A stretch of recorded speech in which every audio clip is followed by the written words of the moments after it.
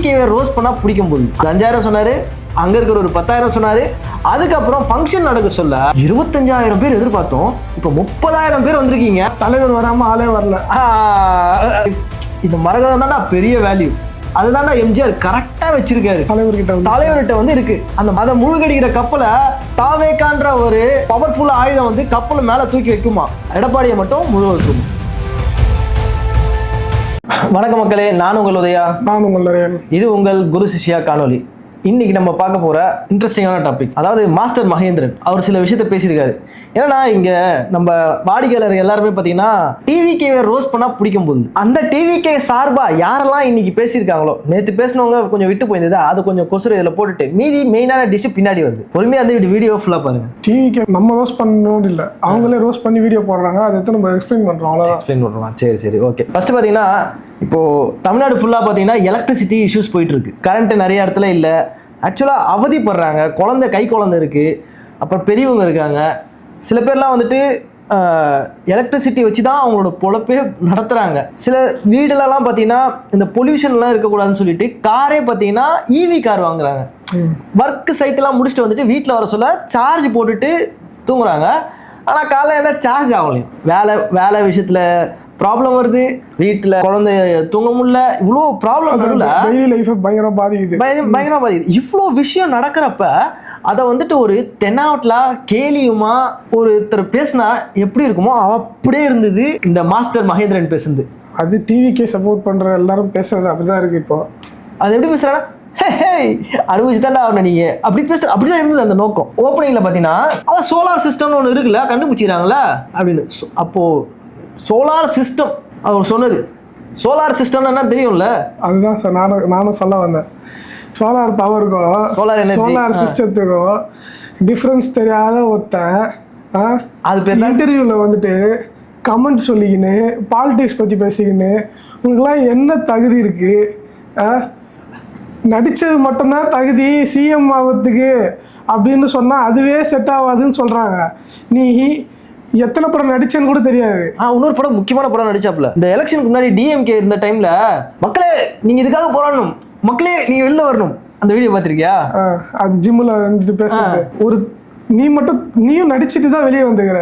என்ன படித்த விஷயத்துல என்ன நல்லது பண்ண, நாட்டுக்கு ஆக்கப்பூர்வமாக என்ன பண்ண, இது வரைக்கும் ஒன்றும் வெளியே வந்தது கிடையாது. ஆனால் விஜய் எனக்கு சப்போர்ட் பண்ணணும்னு சொல்லிட்டு வெளியே வந்து பேசின்னு இருக்கிறேன். அது வந்து பேசுகிறேன், அது சொல்லும் போது சோலார் பவருக்கும் சோலார் சிஸ்டத்துக்கும் என்ன டிஃப்ரென்ஸ் இருக்குன்னு தெரியாமல் பேசினுக்கிறேன். இவன் நான் என்ன சொல்கிறதுன்னு தெரியல. அதுதான் அவங்களுக்குலாம் டபுள் டிஜிட் கொடுத்துருக்கோம்ல நம்ம, +3. அதுக்கப்புறம் இது வரைக்கும் கரண்ட் இஷ்யூ இல்லாமல் ஜாலியாக இருந்தீங்கல்ல யார மக்கள் எங்கே? அதுதான் இப்போ கரண்ட் இல்லையா, இதுக்கு முன்னாடி ஜாலியா இருந்தீங்கல்ல. சரி பரவாயில்ல, ஒரு 6 மாசம் தான் பொறுத்துக்குங்களேன், ஜாலியாக தான் இருந்துட்டீங்களே இதுக்கு முன்னாடி. இப்போ ஒரு 6 மாசம் கஷ்டப்பட்டா என்ன வந்துருச்சு உங்களுக்கு? அப்படியே கேட்குறேன். டைலாக் பேசுறாரு போல அவரு. படத்துல டைலாக் பேசுறது சான்ஸ் கிடைக்கல, ஸோ இன்டர்வியூலாம் வந்து டைலாக் பேசலாம் அப்படின்னு பேசுனீங்க. அவர் வேற வழி இல்லை. நீ எல்லாம் சிஎம் தொகுதி இருக்குல்ல பெரம்பூர், அதே தொகுதியில அப்படியே இந்த ஜமாலியா ஏரியாவுக்கு ஆப்போசிட்ல அந்த சைட்லாம் போயிடாத. போனோன்னா பொழுது எடுத்துருவாங்க. டே கரண்ட் இல்லாமல் அவன் கஷ்டப்படுறான், நீ நக்கலும் நையாண்டியும் பண்ணிட்டு இருக்க. கரெக்ட். இன்டர்வியூவில் உட்காந்து பேசாம பொதுமக்கள் வெளியே இருக்காங்களா, அவங்க கிட்ட டைரக்டா போய் பேசு. அதுக்கப்புறம் என் வீட்டில் கூட தான் கரண்ட் இருக்கு, வந்து வேணா எடுத்துங்க. என்னடா நீ எப்படி ஒரு வீட்டு அவரு உள்ள சூரியனை வச்சிருக்காரு. அவரு வீட்டுக்குள்ள குட்டி சூரியன் வச்சிருக்காரு போல. கரண்ட் எடுத்து தமிழ்நாட்டையே கொடுத்துருவாரு. அவர் என்ன சொல்றாரு, நீ எத்துங்க, எனக்கு வந்துட்டு சோலார்ல இருந்து 2 ஒயரை வச்சுட்டு ஒரு மோட்டர் வச்சு ஃபேனை சுத்த விட்டு எப்படி கரண்ட் எடுக்குதுன்னு தெரியுமா அவருக்கு? எங்க ஃபேன் சுத்தம், எங்க பேட்டரி வைப்பாங்க. அதுக்கு முன்னாடி அவர் எடுக்கிற கரண்ட் எங்க இருந்து எடுக்கிறாரு? சோலார் சிஸ்டத்துல இருந்து தான் ஃபர்ஸ்ட் எடுப்பாரு. சோலார் சிஸ்டம், 2 ஒயரு, இந்த 2 மோட்டரு. நீ பிரைமரி ஸ்கூல் படிக்கும் போது ப்ராஜெக்ட் பண்ணியிருக்கிறான், அதுக்கப்புறம் ஸ்கூலுக்கு போனானே தெரியல. இவன் ப்ராஜெக்ட் வந்து பேசிட்டு இருக்கா. பிரைமரி ஸ்கூல்ல நாங்க அந்த பேட்டரி கார் எடுத்துட்டு அந்த 10 ரூபா மோட்டர்ல வச்சு ஃபேனுக்கு காத்து வச்சு சுத்துவாங்க. அந்த ப்ராஜெக்ட் பண்ணிட்டு வந்துட்டு இவன் பேசினுக்கிறான். அவன் இல்லை அது கூட பண்ணியிருக்க மாட்டான், யாராவது பண்ணியிருப்பாங்க, கூட வந்து பார்த்துருப்பான். நான் பேசுறதுலாம் உங்களுக்கு ஃபன்னியாக தான் தெரியும், நான் யதார்த்தமாக பேசுகிறவன். இப்போ நீங்கள் சிஎம் அவர்கிட்ட போயிட்டு மைக்கை நீட்டி கரண்ட் வந்துடும் சொன்னால் உடனே வந்துருமாண்ணா? அதனால கேள்வி கேட்குறதெல்லாம் விட்டுட்டு இவர்கிட்ட சொன்னோடனே வந்துச்சு. இவர் வீட்டில் ரெடி பண்ணுறாருல்ல, சிஎம்ஆலே கொடுக்க முடியாது, இவர் வீட்டில் ரெடி பண்ணி கொடுத்துருவாரு. சிஎம் கான்டாக்ட் பண்ணி, சார் இந்த மாஸ்டர் மகேந்திரன் இருக்காப்லையா, அவங்க வீட்டில் இருந்துட்டு தமிழ்நாட்டுக்கு ஃபுல்லாக ஒரு ரூட்டை டிவைட் பண்ணி இதை வந்து சேஞ்ச் பண்ணிடணும். இந்த மின்வாரித்துறை இருக்குல்ல, அந்த மின்வாரித்துறை வந்து இவர் வீட்டுக்கு அனுப்பிடணும். டேரெக்டாக இங்கேருந்து டிஸ்ட்ரிபியூட் பண்ணுங்க அப்படின்னு. இவங்க மாதிரி ஆள்லாம் வச்சுக்கிட்டு நீ, ஆனால் திரும்ப சொல்கிறேன், நாம் தமிழரோ டிஎம்கேவோ டிவிக்கே சப்போர்ட் பண்ணுறவங்கள தற்கொலைன்னு சொன்னால் தப்பே இல்லை. இப்படி இருக்கிறவங்க வேறு என்ன சொல்லுவாங்க? இதாவது பரவாயில்ல, அந்த யூடியூப் ரூட்டர்ஸ்னு ஒன்று இருக்கான், தயவு செய்து அதெல்லாம் போய் பார்க்காதீங்க. டிஎம்கேவோட முழு உருவம் அது. அசிங்கமா எப்போ சாமி, ஐயோடி நம்மளாவது பரவாயில்லடா, நீ பண்ண தப்ப சொல்லி காட்டணும்னு பேசிட்டு இருக்கோம், உன் குடும்பத்தை முதல் கொண்டு இழுக்கிறாங்களாங்க. அதெல்லாம் பார்க்கவே பாவமா இருக்கு. ஏன் வாய் விட்ற? தயவு செய்து எங்கேயும் வாயெல்லாம் விட்டுறாதீங்க. இந்த டிவிக்கே நண்பர்களே, நீங்க சினிமா ஃபீல்ட்ல இருக்கீங்களா, உங்க பொழப்ப ஓட்டுறதுக்காக சிங்சாங் அடிக்கணும்னு நினைச்சு இதெல்லாம் வந்து தயவு செய்து வந்து பேசாதீங்க. இப்போ ஒருத்தவங்க சிங்சாங் அடிச்சிட்டு இருக்காங்க, யார் தெரியுமா? டிவிக்கே நண்பர்களுக்கு ஒரு வழி இருந்தா டிவிக்கேல இருக்கிறவங்க அவங்க வேற வழியா இருக்காங்க, வேற வழி வேற மாதிரி. அதாவது மதுராந்தகத்துல அதிமுக கட்சியில இருந்து இவங்க கட்சியில, அதாவது வேறு கட்சியில இருந்து ஒரு 5000 பேர் சேர்றதா ஒரு நியூஸ்ல போட்டாங்க. ஓ, நியூஸ்ல 5000 பேர் சொன்னாங்க. அப்போ நியூஸ் வந்துட்டு கனெக்ட் பண்றாங்க, அது நியூஸ் 18 சேனல்ல. நான் ஒரு நியூஸ்ல பார்த்தா 20,000 பேர் ஜாயின் பண்ண போறாங்க. ஆமா சொல்லி நான் சொல்லிடுறேன். நீ பார்த்த நியூஸ்ல 20,000, நான் பார்த்த நியூஸ்ல 5000. அந்த 5000 நியூஸ் பேசுறாங்க. பேச சொல்ல லைவ்ல இருந்து கரெக்டா லொகேஷன்ல இருந்து பேசுறாங்களா, அவங்கள்ட்ட சொல்லுங்கன்னா இங்க ஒரு 10,000 பேர்கிட்ட ஜாயின் ஆகிற வரைக்கும் எல்லாமே ரெடி பண்ணி வச்சிருக்காங்க அப்படின்றாங்க. சரியா? ஓகே. 5000 சொன்னாரு, அங்க இருக்கிற ஒரு 10,000 சொன்னாரு. அதுக்கப்புறம் ஃபங்க்ஷன் நடக்க சொல்ல அதை விட பயங்கரமா 25,000 பேர் எதிர்பார்த்தோம், இப்போ 30,000 பேர் வந்திருக்கீங்க அப்படின்னு சொல்லிட்டு இந்த டிஎம்கே ஜென்சி கூட்டம் ஒன்று வச்சாங்க தெரியுமா? அதுல வந்துட்டு அந்த மீட்டிங்ல ஃபுல் ஃபோக்கஸ் எங்க காமிச்சாங்க? ஸ்டேஜ் மட்டும். அதே மாதிரி பண்ணாங்க இங்கேயும். ஆளே வரல. அந்த ட்ரோனு இப்போ நாம் தமிழர்லாம் எடுத்தாங்கன்னா தலைவர் வராம ஆளே வரல. அதேதான். அதாவது நாம் தமிழர்ல வச்சாங்கனாக்கா அந்த ட்ரோன்ல ஃபுல்லா கவர் ஆகும்ல. இங்க அந்த ட்ரோனை வச்சாங்க எப்போ தெரியுமா வச்சாங்க? ஃபங்க்ஷன் தயாராகிட்டு இருக்கு, அப்புறமா பேட்டரி லோ ஆயிடுச்சு. அதுக்கப்புறமா வந்துட்டு இந்த சைட்லாம் காட்டல.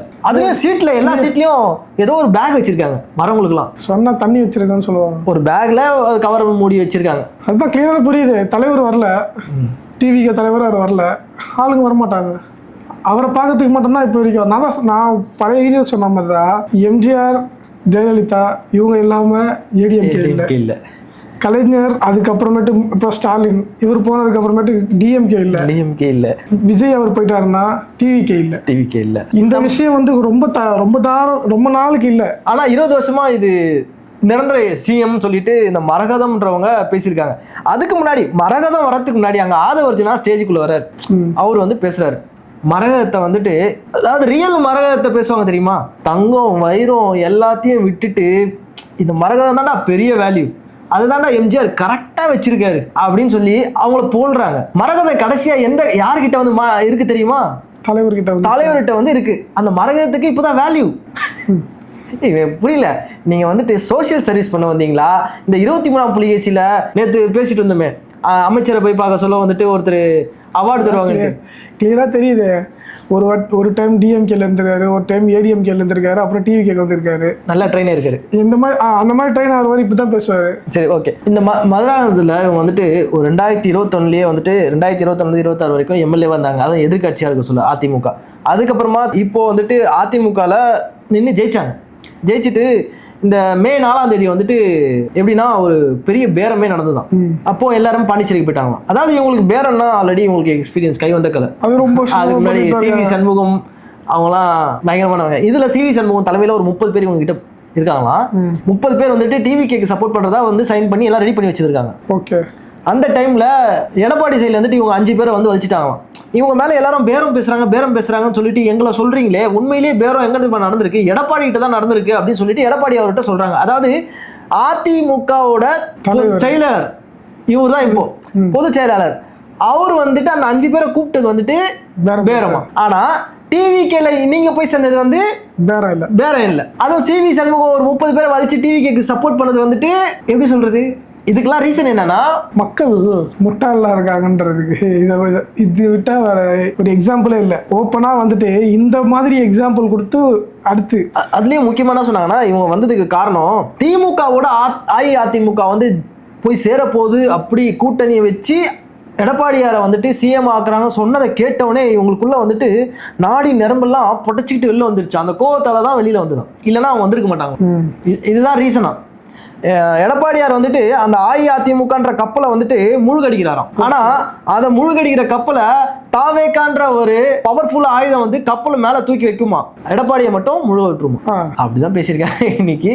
அதை கேட்டவுடனே நமக்கு டேய், அஇஅதிமுகவை எதிர்த்துதானா ஓட்டு கேட்டு வாங்குனீங்க, அது மக்கள் ஓட்டு போட்டது உங்களை எதிர்த்துதானா ஓட்டு போட்டாங்க. இந்த மரகதன்றவங்க அஇஅதிமுகல எலெக்ஷன்ல நிக்க சொல்ல அஇஅதிமுக ஒன்றிய செயலாளர் வந்துட்டு இவங்களுக்கு ஆப்போசிட்டா இருந்தாங்களாம், மரகதத்துக்கு ஆப்போசிட்டா. இவங்களுக்கு சீட்டு கொடுத்துட்டாங்க, எம்எல்ஏ ஜெயிக்கவே கூடாதுன்னு சொல்லிட்டு திமுக கிட்ட 50 லட்ச ரூபா வாங்கியிருக்காங்களா. இவங்க கிட்ட ஆடியோவும் இருக்கான். அது இத்தனை நாள் வெளியே இல்லைங்க, அவர் என்ன சொல்றாங்கன்னா இதெல்லாம் நடந்திருக்கிறத பார்க்க சொல்லதான் இவங்களுக்கு கோவம் வந்திருக்கு, அதனால வெளில வந்துட்டாங்க. ஓகே, அப்போ அந்த 50 லட்சம் வாங்க கேஸ் கொடுத்துருக்காங்களாம்மா? இப்போ வருமா, இதெல்லாம் ரெடி பண்ணுவாங்களாம். இது வரைக்கும் கேஸ் கொடுக்கல. அதாவது இது வரைக்கும் டிவிக்கு ஜாயின் ஆகாத வரைக்கும் தீய சக்தி டிவிக்கு ஜாயின் ஆனோடனே இதுக்கப்புறம் தூய சக்தி, அந்த தூய சக்தி லிஸ்ட்ல எக்ஸ்க்ளூசிவா வச்சிருந்தாங்களா? இதெல்லாம் வந்துட்டு சர்ப்ரைஸா எல்லாத்தையும் வெளியே விட போறதா. அப்போ இன்னொன்னு வெளியே விட்டாங்க. ராஜ்யசபா எம்பியா இருக்க தனபால் அவர் வந்துட்டு சீட்டு எப்படி கிடைச்சது அஇஅதிமுகலன்னா 20 கோடி ரூபாய் கொடுத்துருக்காராம் அந்த சீட்டுக்காக. இவங்க தான் அதை வெளிப்படையா ஸ்டேஜ்ல சொல்றாங்க. எனக்கு என்ன இதெல்லாம் இவ்வளவு பேரம் பேசுறாங்களே. எம்பி ஆனது வந்து 2 வருஷத்துக்கு முன்னாடி. ஸோ 2 வருஷத்துக்கு முன்னாடி 20 கோடி ரூபா பேரம் பேசினதை வந்துட்டு இன்னைக்கு வரைக்கும் 2 வருஷமா மறைச்சு வச்சிருக்காங்களே. இவங்க மேல கேஸ் போட்டு உள்ள தள்ளணும். இந்த இந்த இந்திய அரசாங்கம் இவங்க மாதிரி ஆட்களை சும்மா விடலாமா? கிளியரா சொல்லும் போது தெரியுது 20 கோடி ரூபாய் கொடுத்துருக்காங்க அப்படின்னு அவங்களுக்கு தெரிஞ்சிருக்கு அப்படின்னு. மக்கள் இதை என்ன கேட்பாங்க? மக்கள் கேட்பாங்களா? மக்கள் நாங்கள் நீங்கள் வேற மக்கள் நாங்கள் இதை பாருங்க, அந்த சினிமா ஃபீல்ட்லேருந்து வந்த மாஸ்டர் மகேந்திரன் வந்து அந்த மக்களை வந்துட்டு ஒரு கேவலமாக கன்றாவியாக பேசிட்டு போகிறாங்க. அப்படியும் மக்கள் அவங்கள தான் நிற்பாங்க. ஏன்னா தெரியுமே அந்த சினிமா மோகத்தில் மக்கள் இருக்காங்க. சினிமாக்காரங்க என்ன பேசினாலும் அதை வந்துட்டு பெருசாக எடுத்துக்க மாட்டாங்க.